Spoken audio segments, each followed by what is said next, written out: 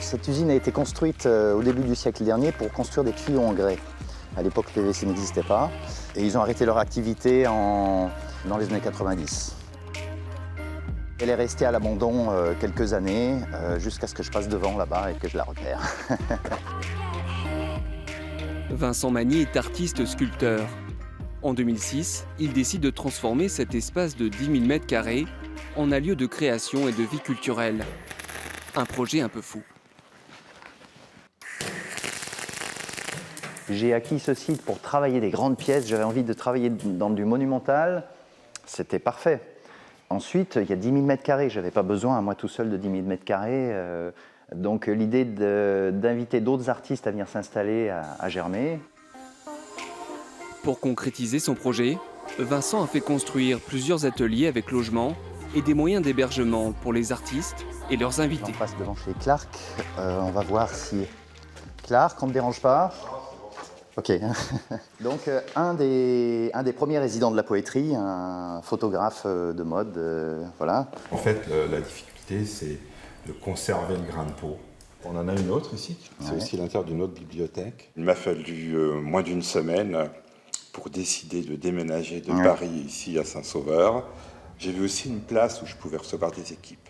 On dort sur place, ça c'est important parce qu'on ne sait jamais ce qui se cache derrière une photo de mode. Mais c'est souvent une équipe d'une douzaine de personnes, stylistes, coiffeurs, maquilleuses, mannequins, assistants. La poétrie compte aujourd'hui 5 artistes en résidence permanente qui interagissent les uns avec les autres. Sculpteur, Franck a trouvé son petit coin de paradis. C'était il y a 8 ans déjà. Moi, je suis arrivé dans un rêve. Et puis en fait, c'est ma femme qui m'a qui a déclenché le... Elle m'a dit, allez, on y va. Franck s'est installé avec sa famille, il vit là. C'est tout à fait l'esprit de la poétrie, des artistes au travail. Résident permanent, il y a un échange permanent, il y a une dynamique de création qui est très présente et qui nous nourrit, nous, artistes. Non? Oui, Pour faire venir le public à la poétrie, Vincent décide de créer plusieurs festivals et surtout ce café-concert qui concilie culture et ruralité. Etienne. Un lieu aussi grand avec autant d'événements de qualité, parce que c'est quand même une programmation nationale. Je pense que c'est une chance, oui, pour la commune, pour les communes avoisinantes et pour les habitants. Ouais.